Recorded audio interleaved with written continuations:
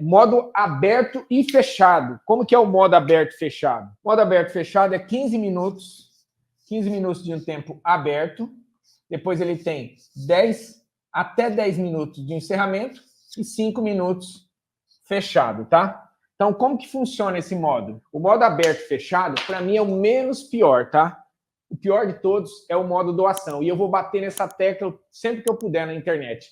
A pior coisa que fizeram foi a criação desse modo aberto. Por quê? Quando veio o decreto 10.024, que veio o modo de disputa aberto, ninguém conhecia nada. E a primeira vez que eu fui participar de uma licitação, eu estava atendendo um cliente em São José do Rio Preto, na época o escritório era Londrina, e eu fui com um dia de antecedência, na verdade 2 dias antes, por quê? Porque ia ter esse pregão e eu falei, vou estar no cliente, eu tenho que participar de lá. Era um modo aberto, tudo novo, eu não sabia como fazer. Até transmitir esse pregão ao vivo na internet. Eu fiquei 5 horas na recepção de um hotel, na verdade no restaurante do hotel Ibis, lá de São José do Rio Preto, participando dessa disputa. E como eu não tinha muito conhecimento, nem banheiro eu fui. Começou tipo 10 horas da manhã e acabou 10, 11, 12, 13, 14, 15, isso mesmo. Começou 10 horas, acabou por volta das 3 horas da tarde. Se você quiser visualizar esse pregão, tem uns 4, 5 anos, acho que tem uns 4, 5 anos. Na verdade, quando veio o decreto, não vou lembrar exatamente. Onde eu mostrei a atuação prática e como era sofrido no modo aberto você fazer um pregão desse sem robô. Outro fato importante de estratégias para o modo aberto, tá?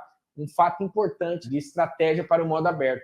Quando o cliente vem a contratar nossos serviços, e eu sei que é modo aberto, eu já vendo esse serviço, você que é consultor, você que é um fornecedor, você já tem que contratar um software de lance, uma ferramenta. Por quê? Porque o modo aberto ele pode se estender muito tempo.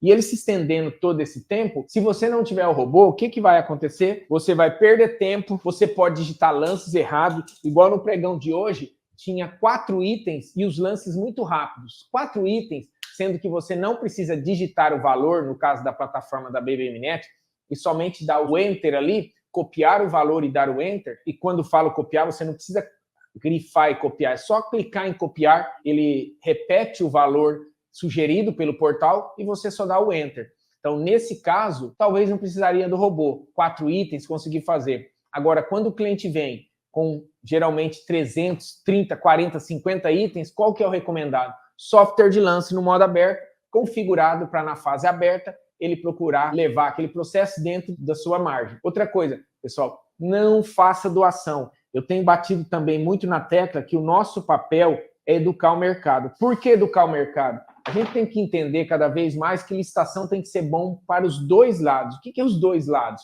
O órgão que está comprando, que ele compra um produto, um serviço de qualidade com preço justo, mas que o fornecedor também venda algo que ele consiga entregar. Às vezes você tem um produto legal, mas você baixou tanto preço que você está tendo prejuízo e dificuldade na entrega desse produto. Então, qual que é o nosso papel, o nosso trabalho? É educar fornecedores, é educar o órgão público para quê? Nós também temos o trabalho de capacitação de órgão público, para esse órgão público tomar conhecimento de não aceitar preços tão baixos, principalmente de fornecedores que, se você fizer uma pesquisa de mercado, você vai ver que ele já teve vários problemas de entrega em alguns órgãos, às vezes não sofreu penalização, que é uma pena, né? Que agora com a 1433, eu acho que os órgãos têm que penalizar. E penalizar para tirar esse pessoal que vem atrapalhando o mercado. A licitação ela tem que ser boa para ambos novamente. Eu fiz o cálculo para vocês semana passada, acho que foi. É sempre importante reforçar o percentual que você vende algo. No caso de produto, uma margem ideal é acima de 50%. Éder, mas em pregão não vende nada acima de 50%. Você pode não estar vendendo, a gente vende, os alunos vendem. Eu tenho um aluno aqui, que até cliente da Licite Mais também, vieram conhecer o Éder através da Licite Mais, que hoje vende equipamentos médicos e hospitalares com uma margem de 60%. Aí você vai falar assim, Éder, mentira.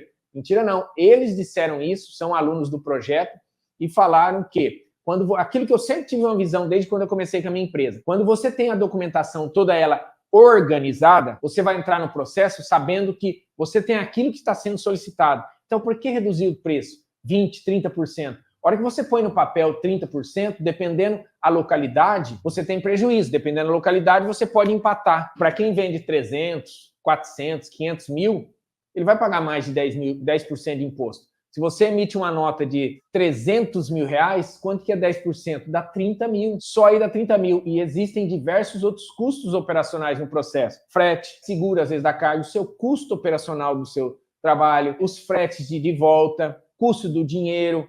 Existem alguns custos que a gente não prevê e acontecem no momento. Então, tudo isso tem que ser precificado. Então, o modo aberto é o modo mais conhecido como modo doação. Tem que tomar muito cuidado com essa precificação. Não fazer doação. Agora, o modo aberto e fechado. O modo aberto e fechado são 15 minutos de um tempo aberto.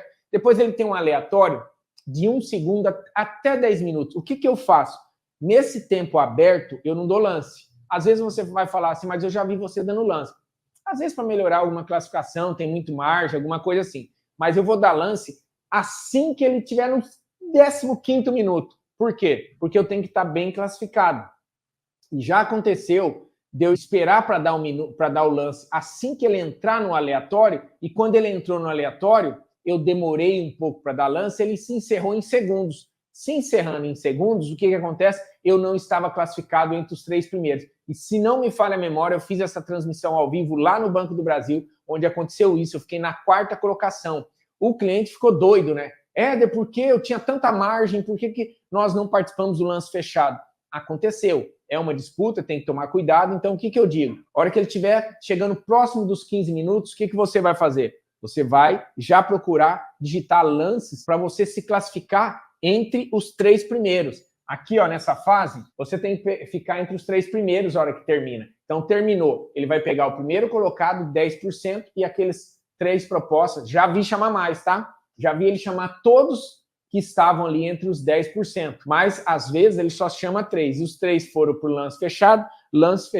Aí, outro fato importante. Muitas vezes, na hora do lance fechado, o que eu faço? Meu cliente fala assim, Éder, você pode chegar... Um exemplo. Vamos supor que antes do lance fechado, começou em 1 milhão a disputa, e eu estava em 800 mil. E o cliente falou, você pode chegar até 600 mil. Só que terminou essa fase dos 10 minutos aleatório, de 1 segundo até 10, e eu estava com 800 mil. Vamos lá, 800 mil. Só que o cliente me deu uma margem que eu posso chegar nesse lance fechado em 600 mil.